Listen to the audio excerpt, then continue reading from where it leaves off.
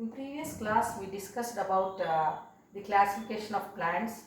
Now we are going to discuss about the classification of animals.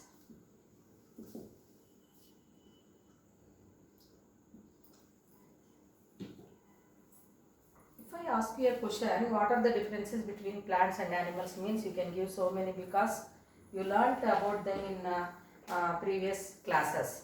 So plants are stationary, they cannot move from one place to another place, whereas animals movement is there, and plants prepare their own food because they contain a green color pigment called chlorophyll, whereas animals they cannot prepare.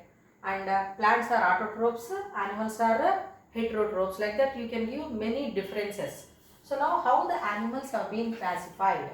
So basically the animals have been divided on the into the two classes. So what are those two classes? That is divided on the basis of a vertebral column. So presence of backbone. So now invertebrates and vertebrates. So two groups, invertebrates and vertebrates. So invertebrates means vertebral column or skeletal system. True, we are not going to observe in invertebrates. And in vertebrate class we observe well defined skeletal system, bony structure, and backbone we observe in the vertebrates. So now in detail we are going to learn about the invertebrates and vertebrates. If we observe the characters of animals, so most of the animals are multicellular. So all the animals are multicellular organisms, means made up of many cells. And all the animals, most of animals we observe having nucleus, so they are called eukaryotic. Eukaryotic animals. And another important character of animals is said to be locomotor organs are present. So movements we observe. We are going to observe movements, and well defined organ systems we can see in the animals. Multicellular, eukaryotic, movements we can observe, and they are said to be heterotrophic. Heterotrophic. So what does it mean, heterotrophic? They cannot prepare their own food. They have to depend on other organisms for food. Very few animals are stationary. They cannot move. They do not move from one place to another place. Apart from that, we are going to observe well-defined differentiation, and classification is also done on the basis of differentiation. So what is the meaning of differentiation? During the embryonic conditions, the cells are given some task where the cells are organized to form the organism. So this cell has to perform this type of development, like organs have to develop. So that one we call it as differentiation. So because of differentiation, tissues are developed into organs, organs to organ systems, finally organism. So on the basis of differentiation, the classification has been done.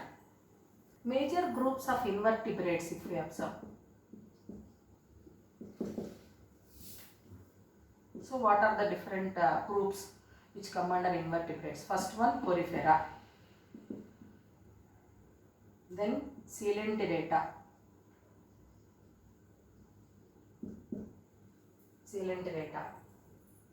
next Platyhelminthes,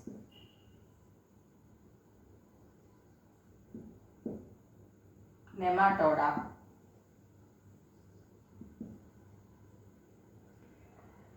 Annelida, Arthropoda, Mollusca, and finally Echinodermata.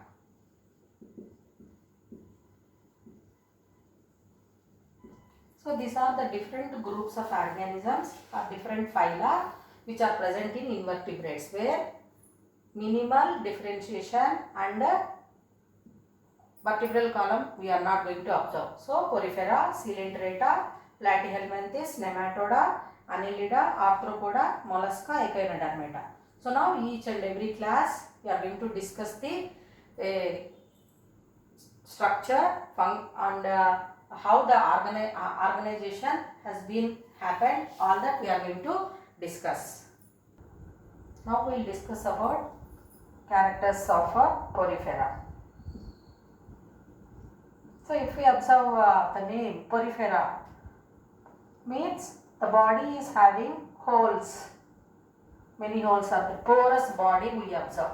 Porous body we observe in Poriferans, and they are non-motile.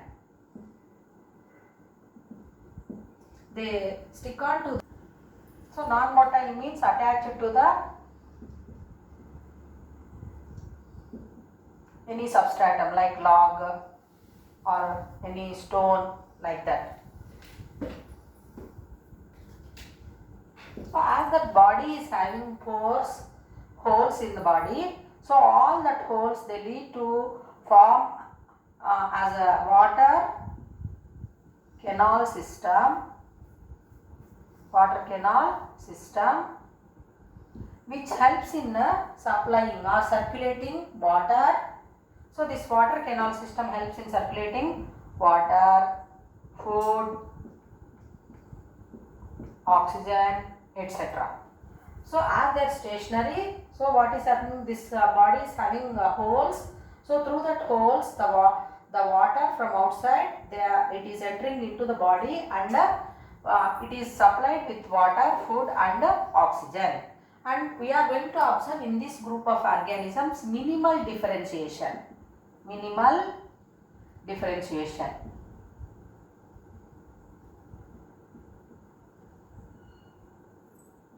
Minimal differentiation we are going to observe, which helps in the formation of minimal tissues.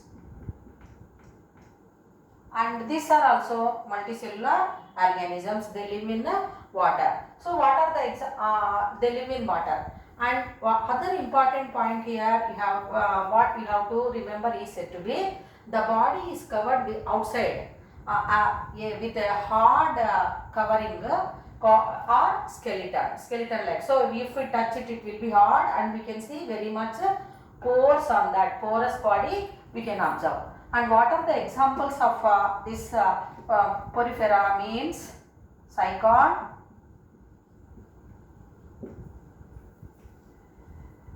examples of Porifera phylum are Cycon and Spongella. Now we will discuss about Coelenterata.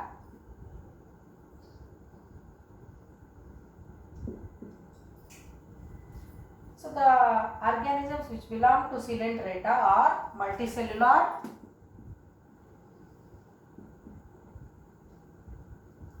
and they live in water. And another important point here, they are said to be diploblastic. So what is the meaning of diploblastic? Two layers of cells we can observe, outer layer and inner layer. So two layers of cells, two layers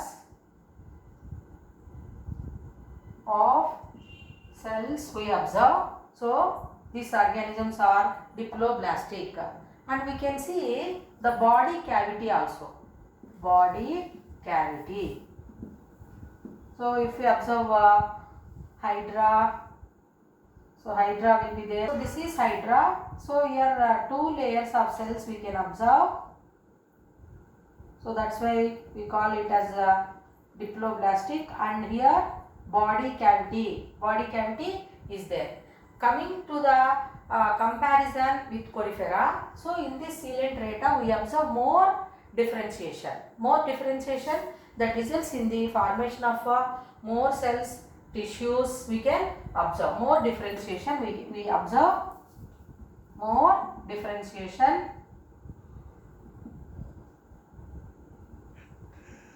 We observe in this organisms, and they live single. Some of the coelenterates live single, or sometimes they live in a colony. Means groups. So single means Hydra, Lobelia, they live single. Whereas jellyfish, examples. So Hydra,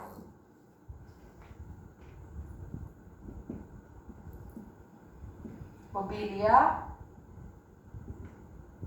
jellyfish. So jellyfish also a colony. So many together they are going to live. So single Hydra or Lobelia, single solitary they live in water. Now we will discuss about characters of Platyhelminthes.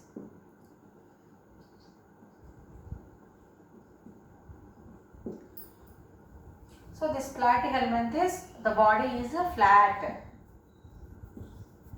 body we observe. So they are also multicellular organisms and from top to bottom we observe flat body just like our ribbon. Okay children. Then triploblastic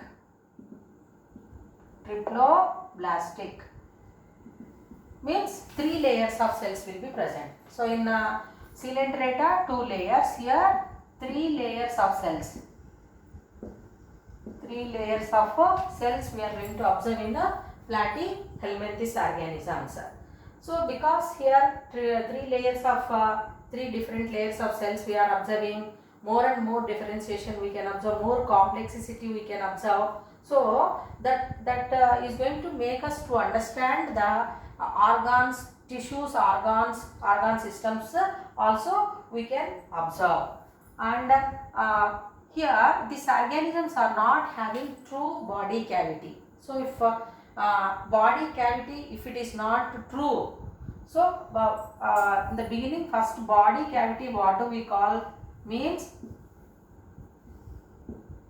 body cavity is called as a coelom. Here in Platyhelminthes no true body cavity.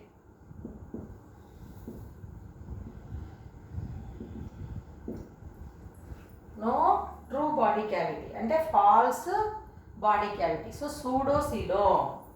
So this one pseudocoelom we observe in these animals. So most of the Platyhelminthes organisms are living in water, or sometimes they live as parasites. So do you know children what are the parasites which live in our stomach?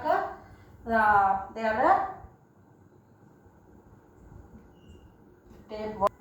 So tapeworms and liver flukes, they live as parasites. And planarians, they live in water. They live in the water, freely they live in water. So these tapeworms, liver flukes, they are responsible for many kinds of stomach diseases, like we call Nattala Vyadhi, like that we call children. That is because of these parasites, tapeworms, which are living in the body. As for flat body we observe multicellular organisms, triploblastic, 3 layers of cells we are going to see, and no true body cavity, which we call it as pseudocoelom is present, and some live freely, some living as parasites which are responsible, all planarians, tapeworms, liver fluke, they are responsible for diseases in human beings. The body of Platyhelminthes organisms is flat from top to bottom, that is dorsoventrally. So these organisms are called flatworms.